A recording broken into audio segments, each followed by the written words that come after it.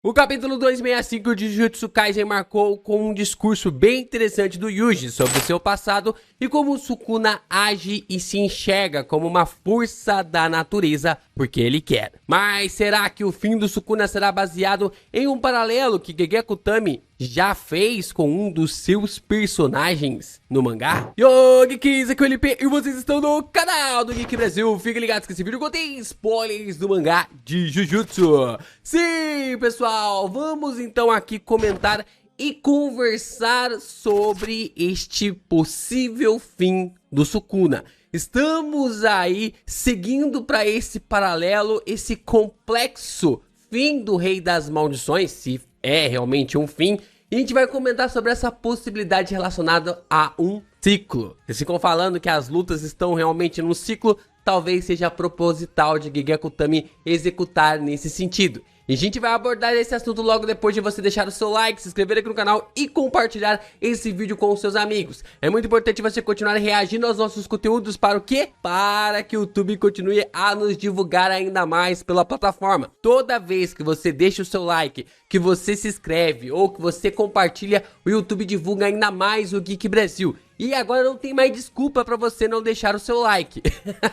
Porque no modo full screen, no modo na vertical, no modo na diagonal, deitado, de pé, na televisão, no videogame, você pode deixar o seu like. Então é só 3 segundinhos para você deixar o like. Isso fortalece pra caramba os nossos conteúdos e também ajuda a gente a hypar esse vídeo.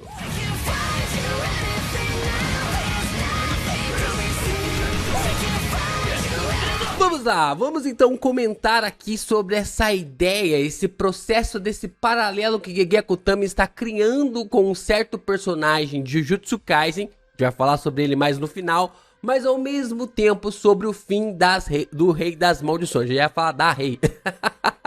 Do Rei das Maldições. Mas o ponto aqui que é interessante para introduzir sobre essa ideia de ciclo sem fim foi trazido pelo Toji. O Toji sempre tá participando aqui, tanto nos comentários, quanto também no superchat das lives. Então, o Toji sempre fortalecendo com seus comentários, os seus pontos de vista e também na base da brincadeira. A gente sempre tá zoando um ao outro e ele fortaleceu pra caramba com esse ensinamento e essa explicação que eu não fazia ideia. Isso aborda uma introdução perfeita sobre este paralelo envolvendo a saga em Shinjuku. Nós sabemos então que a expansão de domínio de Itadori é baseada no mudra do Ksai-Chikarba, que basicamente nos contos e até mesmo ali no que é contado sobre o personagem, né, sobre a pessoa, que ele enviou 6 enviados sobre seu comando para salvar 6 reinos diferentes. Então, como nós vimos, o mudra usado ali pelo Yuji é o do Ksai-Chikarba. Então, essa é uma ponta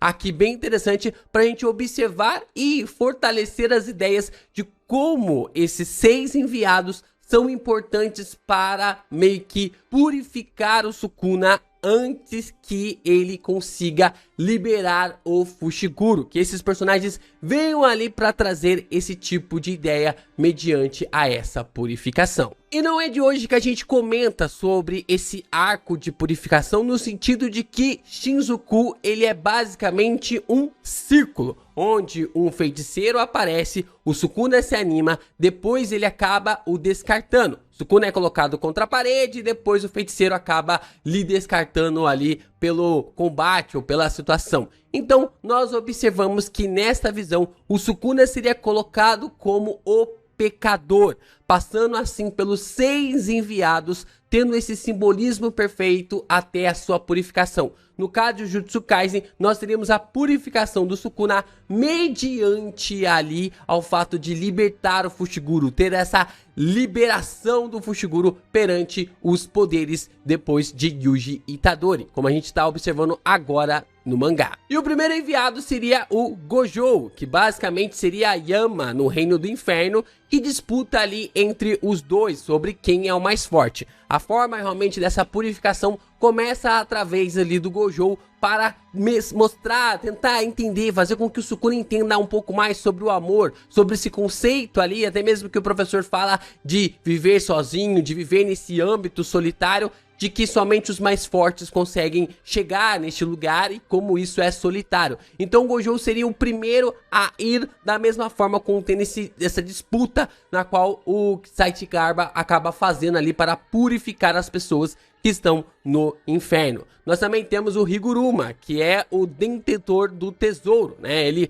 roubou a Kamutoki. Então nós temos ali que o personagem, ele vem, rouba ali a Kamutoki, é o detentor ali dos tesouros, e a gente pode observar que ele acaba confrontando o Sukuna e ao mesmo tempo eliminando ali algo do Rei das Maldições, tirando algo ali do Rei das Maldições, já gerando a purificação para o personagem, começando a gerar a purificação para o personagem. A Maki, no caso, seria a força, e é autoexplicativo, né? O Sukuna até mesmo chega a se empolgar ali com a Maki sobre o intuito de ela ter abandonado completamente a sua energia amaldiçoada, se tornando ali um ser sem nenhum resquício de energia amaldiçoada, e o Sukuna fica empolgado com essa ideia de que estaria lutando contra ela e que os dois poderiam ser definitivamente o futuro do Jujutsu. Tanto ele, que é ali o suprassumo do universo de Jujutsu Kaisen, como o Rei das Maldições, e a Maki como aquela que pode ser o símbolo, né, o futuro da raça humana, não tendo ali a capacidade, não tendo ali a habilidade de manipular a energia amaldiçoada. Então a Maki seria essa força, esse simbolismo relacionado ao poder brutal. Nós também temos o Yuta, que também não precisa de muita explicação, porque também tem um encaixe sobre a compaixão. Ele é o amor o tempo todo. A própria expansão de domínio do Yuta carrega o simbolismo relacionado ao amor. A forma como ele fica mais forte depois que ele beija a Rika, todo esse conceito relacionado ao personagem, tudo isso está em volta ali de amor. A própria definição do Yuta, toda a trama, o Gojo mesmo fala para ele que a maior maldição é o amor. Tudo isso está definido para o personagem, de um conceito para também trabalhar a purificação do Sukuna. Nós também temos então o Kusakabe. O Kusakabe, ele é o rei humano, o reino humano, defensor ali do reino humano, fazendo tudo isso com seu domínio simples, e é a representação da humanidade na obra. Definitivamente é o personagem que não tem ali nenhuma técnica amaldiçoada e só tem um domínio simples para lutar contra o grande feiticeiro, contra o Rei das Maldições, causando ali um certo tipo também de purificação no seu combate. Por mais que o Kusakabe foi simplesmente atropelado pelo Rei das Maldições, ainda levantou um caminho, ergueu ali um caminho para que tudo isso fosse gerado, e assim o Aoitodou chegasse e pudesse salvar geral para ganhar um certo tipo de tempo. E nós observamos também a chegada da Anjo, né, do Anjo juntamente ali com a Hana. E esse é um intuito bem interessante, porque tem a escada de Jacó, que é ali a forma do anjo ter chegado do céu, que é o que Saichigarba acaba enviando a Anjo nesse quesito, né? No caso seria o enviado do céu por esse Buda, e a gente pode observar que a escada de Jacó é o intuito de tentar realmente purificar o Rei das Maldições. Só depois de tudo isso, só depois de toda essa situação, é que nós observamos que o Itadori conseguiria purificar o Sukuna. Passando por todos esses 6 ciclos, nós observamos aqui que o Itadori já está prestes a purificar o Sukuna. A gente viu todo um teste relacionado ali nos capítulos, e tem essa forma realmente de como o Itadori poderia estar testando o Sukuna durante todo o capítulo 265, e o Sukuna não mudou, ele não mudou. Então ele decidiu realmente purificar o Rei das Maldições para salvar o Fushiguro. Só que, meus amigos, o ciclo não para por aí, porque o ciclo, ele vai, no caso, né, se ele terminar no capítulo 266, ele vai encerrar de forma perfeita, 30 capítulos depois. Isso faz uma referência absurda. Com a morte do Gojo, o ciclo começa no professor no capítulo 236, e 30 capítulos depois, ele termina no 266. Se o Sukuna morrer, ou o Sukuna for completamente derrotado no 266, nós teremos um ciclo perfeito de 30 capítulos. Caraca, se o Gege planejou isso aqui, foi realmente muito cabuloso, que ele conseguiu realmente criar toda uma lore envolvendo a essa trama e toda essa ideia. E o mais engraçado em cima disso, para reforçar ainda mais esse ciclo que nós temos, porque a gente observa o feiticeiro chegando para lutar contra o Sukuna. O Sukuna se empolga, o feiticeiro coloca o Sukuna contra a parede, o Sukuna dá uma reviravolta e derrota o feiticeiro. E esse ciclo, ele se continua. E ele meio que, tipo assim, prosseguiu durante mais de 30 capítulos. Só que ainda existe uma referência absurda que o Gege Akutami entregou para nós no capítulo 265. Nós podemos observar a forma até mesmo que chega a ser engraçado. Tanto o Sukuna e o Gojo terminam os capítulos que antecedem o grande momento da mesma maneira. Seus quadros estão lhes cortando pela metade do que ali a gente pode observar com o rosto, uma expressão de que vão triunfar. A gente pode observar que os quadros cortam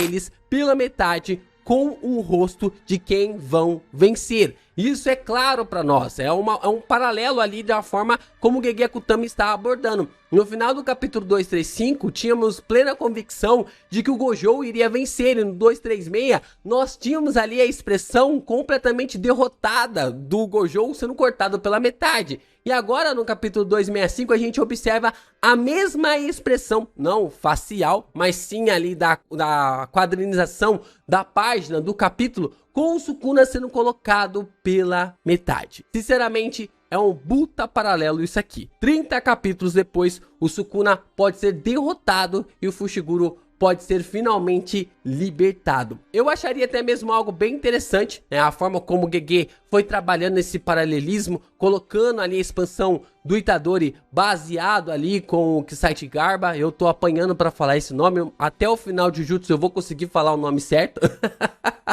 Mas é bem legal ver que o mudra do Itadori é baseado nesse cara, nas ideias desse cara. A gente começa a perceber também sobre o poder do ciclo, né? A forma ali como é colocado o ciclo em Jujutsu Kaisen, que é ali um pouquinho até mesmo complicado de se trabalhar, porque pode ficar cansativo, mas se a gente for observar na cultura ocidental, pode ficar até mesmo cansativo, mas quando a gente começa a pegar um pouco mais sobre essas nuances, se torna algo até mesmo muito, mas muito interessante. Você traz esse mudra para o Itadori, você traz esse simbolismo para a expansão de domínio do personagem, você traz todos esses personagens para lutar contra o Sukuna, e no penúltimo capítulo, antes da conclusão, a gente observa o fator do Sukuna fazer o mesmo paralelo, ter a mesma fisionomia, a mesma quadrinização do Gojo, tanto no capítulo 265 quanto também do capítulo 235. Só vamos saber se esse paralelo do Gege é proposital ou não, ou se ele realmente meteu ali uma de Kinemon no capítulo 266. Sabe aquela expressão do Kinemon? Tipo assim, a gente falando, não, Gege Akutami, ele é gênio, olha essa parada, 30 capítulos depois, exato, e tá lá o Kinemon, um cara de paisagem,